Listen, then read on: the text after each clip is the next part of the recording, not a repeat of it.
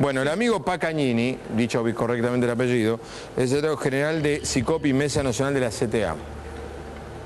Estamos aplicando paro del próximo jueves.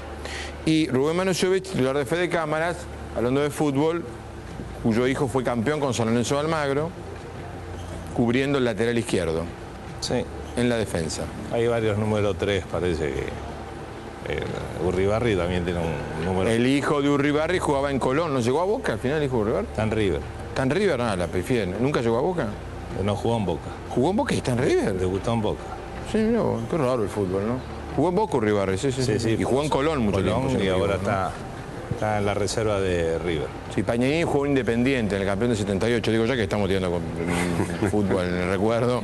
Y agregar que fue campeón del mundo 78. No tiene nada que ver con lo que estamos hablando, pero ya que estamos... Bueno. Como todo tiene que ver con todo. Sí, como todo tiene que ver con todo. Entonces... Huelga y paro del jueves. ¿Sí? ¿No? Sí, es necesario. ¿Sí? ¿Por qué? Y es necesario porque estamos cansados los trabajadores que la plata, en vez de ir al salario, al trabajo, a la salud, la educación y a la seguridad, vaya a los acreedores externos y vaya al bolsillo de los que se la llevaron con pala, a decir de la propia presidenta de la Nación.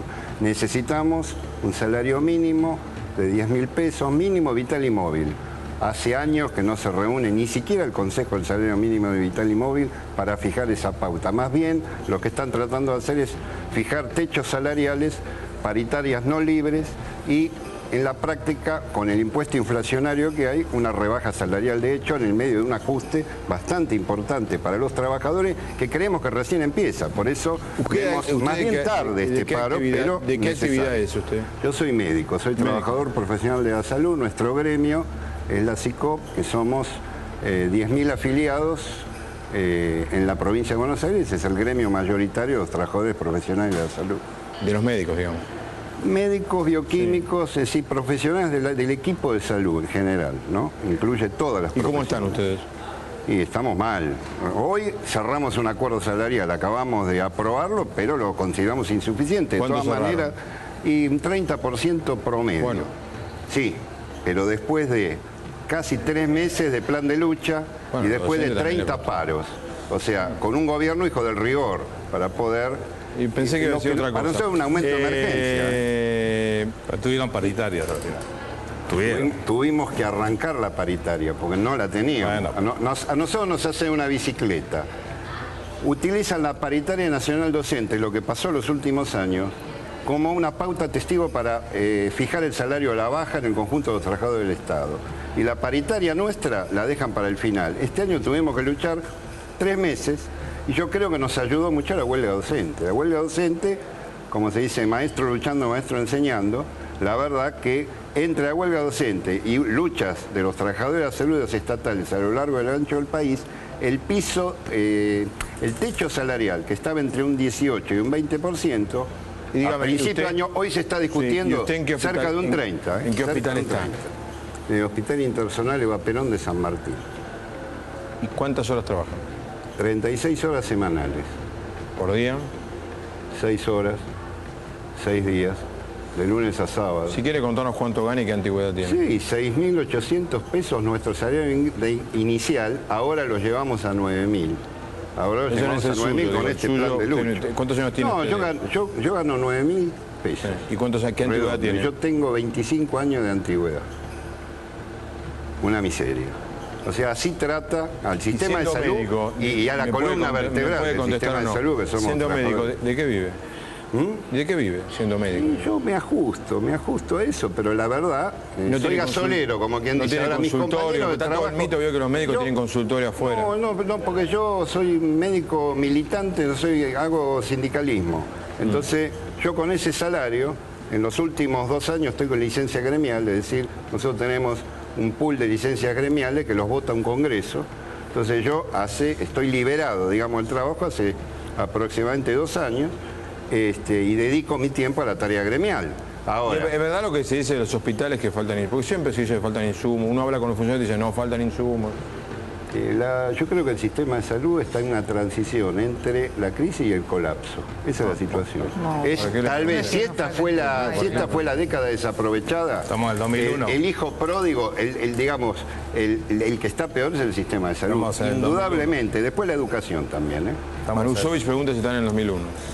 Bueno, me parece que es cierto que los trabajadores tienen todo su derecho de expresar su reclamo. Esto es natural de los sindicalistas, pero me parece que hay toda una historia que significa que casualmente estamos haciendo hincapié en el 2001. ¿Por qué? Porque salimos de una crisis muy profunda, y salir de una crisis muy profunda significa reactivación del aparato productivo, 6 millones de empleos que se han recuperado, miles de fábricas que abrieron sus puertas, el proceso de sustitución de importaciones generó más trabajo, más empleo. Y me parece que en un momento, cuando hay tanta sensibilidad en la opinión pública a propósito de estas circunstancias económicas que hemos vivido en diciembre, sobre todo en el mes de enero, cuando aparece una actitud especulativa, vamos a ser contundentes, fue una actitud especulativa con el tipo de cambio, sobre todo en los sectores exportadores. Me parece que seguir haciendo un esfuerzo para mantener el mercado interno necesita una respuesta de otra naturaleza y no un paro.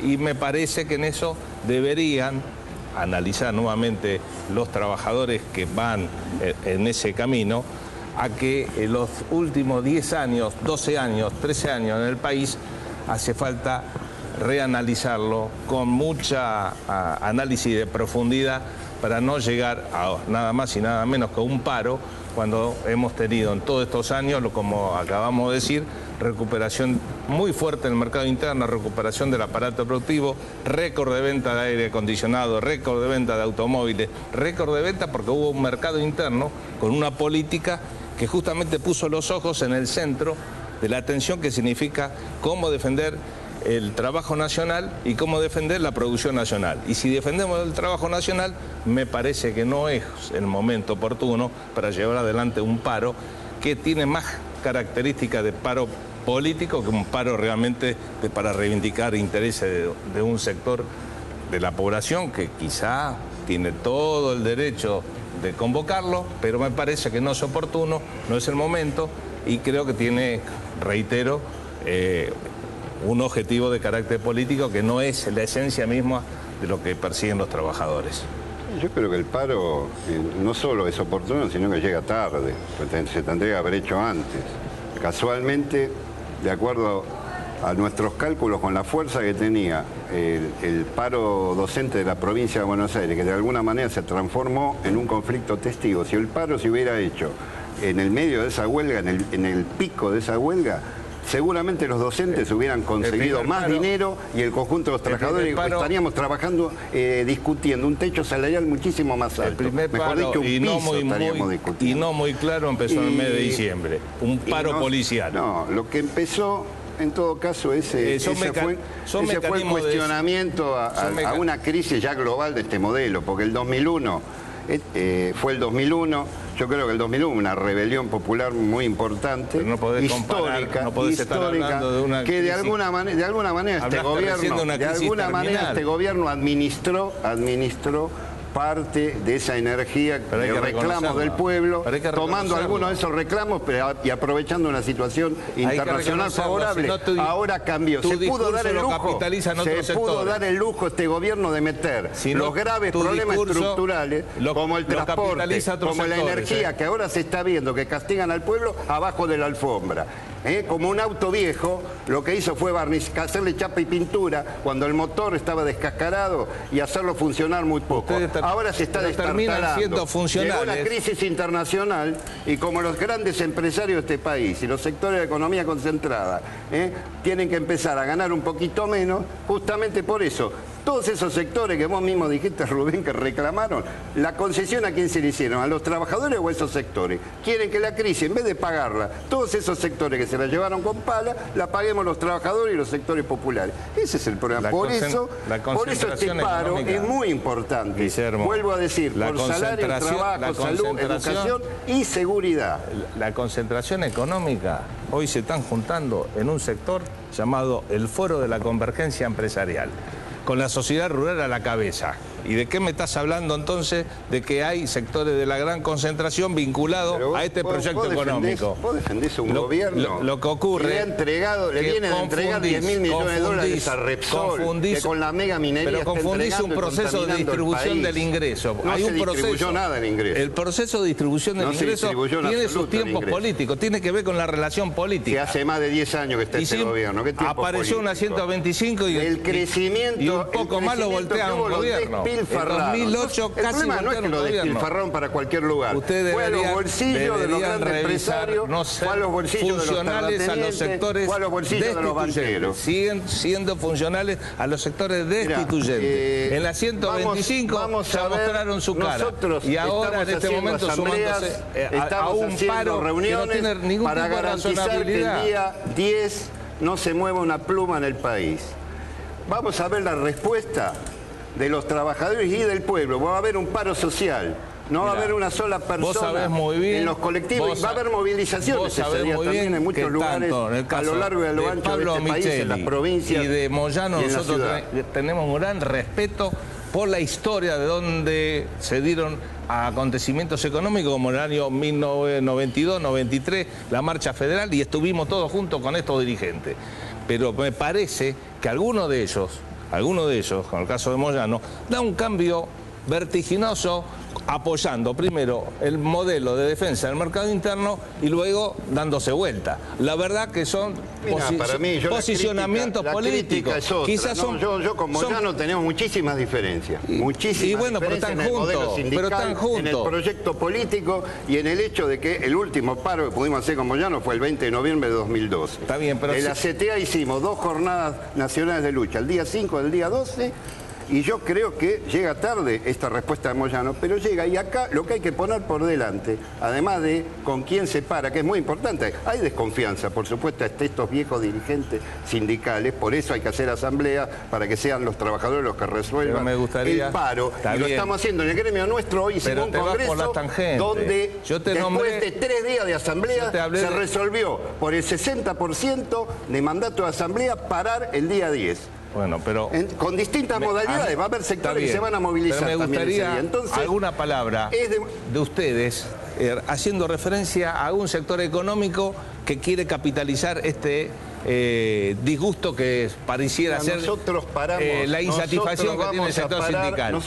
¿Qué opinás del foro, el foro que se juntó en la sociedad rural? No, mirá, todo el foro, opinen sobre el foro de la sociedad rural. ¿Qué opinás de Monsanto? ¿Qué opinás de Globo? Pero opinás, ¿qué opinás de los pools de siembra? ¿Qué opinás de todas las multinacionales y de las privatizadas a las cuales ha beneficiado si fueron todos estos años el gobierno operaron para que no de calidad la 125. Y baratos para el pueblo. Ahora acaba de haber operaron para que no funcione la 125. ¿A quién beneficia el tarifazo? ¿No beneficia a los grandes gracias a la 125 ¿Dónde está la auditoría por esos sectores económicos que se tragaron ustedes callan y no dicen nada sobre ese proceso que se vivió con la 125, una actitud destituyente? No te me vayas a tantos años. No, al contrario. Cada vez que un gobierno fracasa, viene la teoría del golpe, de lo destituyente. Acá lo que está en crisis ustedes están con la mesa, ustedes marchan con la mesa de enlace, marchan con la de entrega, pero son funcionales a la mesa de enlace, son funcionales a la mesa de enlace.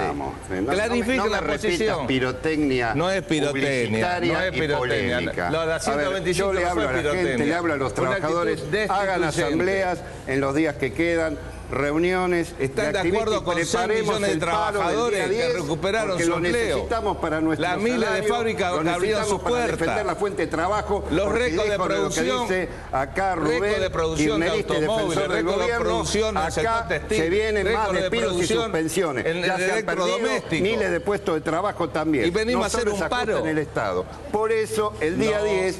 hay que hacer un fuerte debería paro, plantear que tiene que tener continuidad. La distribución del ingreso tendría que ser más equitativa. Es una forma de empezar a conversar seriamente los temas. Es cierto, hay que... bueno, está bien, entonces empezás a dar la razón. No, lo que estamos diciendo es que hay un proceso, hay una relación de fuerza, hay una relación de fuerza política. Si vos querés avanzar para la distribución del ingreso, casi te voltearon un gobierno en el año 2008, con la 125, que apuntaba, con las retenciones móviles. No me vengas con la prehistoria. Yo estoy preocupado, ¿sabes por qué?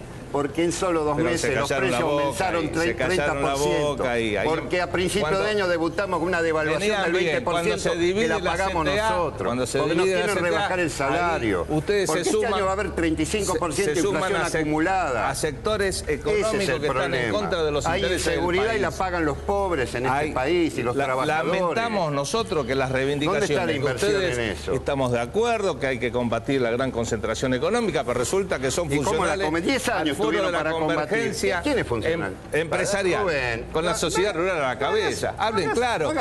O terminan siendo un Bussi número 2. 10 años tuvieron. Bussi tuvo la Federación Agraria Argentina y terminó siendo funcional a la sociedad rural argentina. No. Hicieron fulbito mientras tuvieron algo de precios internacionales. Ahora que hay crisis, la crisis esa tiene que los platos rotos, por una interna que tuvo la CTA, está el 10 vamos a parar para cambiar el modelo. Para un posicionamiento que es absolutamente incorrecto. Lamentamos nosotros realmente del sector de las pequeñas y medianas empresas que deberíamos estar juntos conversando de qué manera hay que seguir avanzando en un proceso de mejorar la distribución del ingreso. El problema que tenemos con el tipo de cambio. ¿Por qué faltan dólares en la República Argentina? Tenemos récord de producción de automóviles. Porque hay habido récord de fuga de capitales. ¿Cómo evitaron la fuga de capitales? Y ahora se también por qué faltan dólares. Pues y no hay reservas, porque le van a pagar al Club de París, porque le pagaron 10.000 millones de dólares. Es un problema que tenemos récord de producción. Escuchá esto. Tenemos récord. ¿Por qué le pagaron 10? Decime una cosa a vos. ¿Por qué le pagaron 10.000 millones de dólares a Repsol? En 25 ¿Sabés todo años. Lo que se podía haber hecho con esa plata? En 25 no, perdóname. Acá cuando nos vendieron el Repsol, el verso de YPF, de la nacionalización, dijeron que era la recuperación del patrimonio y que no se iba a pagar un mango. Que siga Repsol. 10.000 millones estaban vaciando las reservas del país. No se recuperó, no se estatizó de verdad. La verdad que no se puede entender el posicionamiento de ustedes. Estaban vaciando las reservas del país y ustedes... Se sigue importando. Fue una decisión política los insumos para la energía importante. Y hay crisis energética. ¿Hay crisis energética o no? ¿Sí o no? No hay crisis energética. No hay crisis energética. Te voy a explicar. ¿Y en el pasado qué pasó? ¿Y en todo el verano qué pasó? Corte de luz. ¿Y corte de luz sabe cuándo hubo? En el año 1999, no me vengas. 11 días vos sos seguidos. Un épico de la historia. Pero escuchá la historia. Pero a ver, vamos a ver qué piensa la gente. Está mirando con el programa y vos decís de los 90, que no hay crisis energética, gente que estuvo meses sin luz, sin agua. Actividad económica. Y ahora va a estar, y ahora le van a cortar servicios si no paga el tarifazo hasta más del 400%. Y no había demanda. Cuando crece la producción, como crecieron en estos 12 años, que ha sido importantísimo la actividad económica, hay más demanda de energía. Y obviamente tenés que cambiar la matriz. Cambiar la matriz significa duplicar... Ha pegado un salto de calidad los puestos de trabajo. Si está pasando lo opuesto, ahí está inflación. Nos dejaron una bomba de tiempo en los últimos 30 años, vos lo sabés muy bien, y sobre todo en la década de los 90. Nos dejaron una bomba de tiempo. Que esa bomba de tiempo la tenés que empezar a evitar que vayan explotando en este tiempo. Y lamentablemente hay algunas cuestiones que hay que seguir resolviendo. Por ejemplo, yo estaba hablando del sector automotriz.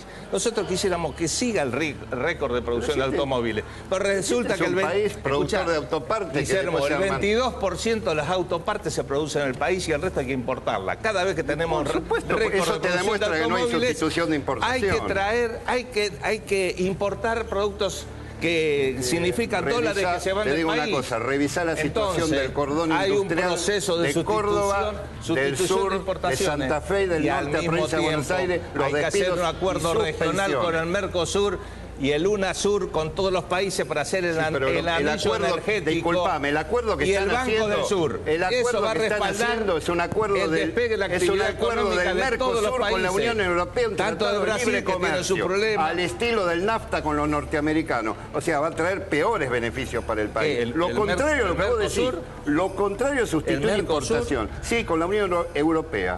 ¿No sabés nada de ese acuerdo? No, de ese. Bueno, actualizate. Todavía no está cerrado ese acuerdo. Actualizate. Exacto. No está, bueno, existe. Todavía no está cerrado. Pero nosotros existe. sabemos ¿Y muy bien. por qué firman un tratado de libre comercio? Tanto de Europa como de Estados Unidos quieren fagocitarse los países ahora, le dicen periféricos, para pagar las crisis de estos países. La crisis capitalista, estos países ha funcionado al ritmo de estos países. Ahora viene acá la crisis. ¿Sabes que España tiene que pagar la crisis? ¿Sabes que España y Grecia, en España no hay inflación? ¿Sabes que no hay inflación? Acá hablan, hace 10 años que no están hablando de la inflación. En España no hay inflación, pero tener récord de desocupación y desempleo, despido de gente. Le aplican el neoliberalismo dosis a por mayor. Y resulta que estaban hablando de la inflación. ¿De qué inflación me están hablando? Acá no hay inflación. ¿De qué inflación querés hablar? De inflación de del grande supermercado. Claro que sí. De la que siente el ama de casa, el trabajador, la cadena de valor. Vecina, eso me gusta discutir. Eso me gusta discutir. Los precios cuidados, la formación de precios, la cadena de valor y aquellos que inflan los precios porque están Habrán notado que no los interrumpí para nada. Bueno, parecía que fuese un debate. ¿Un debate? Sí, en café. No, parecía que hubiera un debate. Algo exótico en televisión. Hay dos cosas que en televisión no se hacen: debates y hablar de educación. Agradecemos entonces que... Son cosas raras, viste, la televisión argentina, y cuando hablas de educación los productores se te desmayan en los controles. Pero hoy la mañana hablamos de televisión, de educación. Creo que propuso un debate que vale la pena darlo, No, por eso vamos a ver si mañana seguimos de acá el jueves. Bueno, no es solo debate. No, les prometo, si lo hacemos mañana de vuelta, los voy a ordenar un poco en la temática. Muy bien. Porque me parece, está mal que los critique ahora, pero peor sería que los critiquen cuando ustedes no estén delante mío, ¿no? Me parece que Pañani se va mucho en explicar por qué paran, digo, en que los cuadros, y Manu Sovich se me va a la 125 cada 2 segundos. Y estamos con problemas, vieron, de todos los días. Pero está bien, son las dos posiciones y muy bien defendidas por ambos. Ahora los voy a elogiar a los dos. Están muy bien hechos los arquetipos del por qué sí al paro y por qué no al paro el jueves. Así que vemos si de acá al jueves lo hacemos de vuelta. Desde una mirada donde nosotros somos ¿por qué no? Empresarios, por eso, empresarios nacionales. ¿por qué sí, por qué no? Esta mirada política el paro de los trabajadores. Pausa, ya volvemos. Gracias a los dos.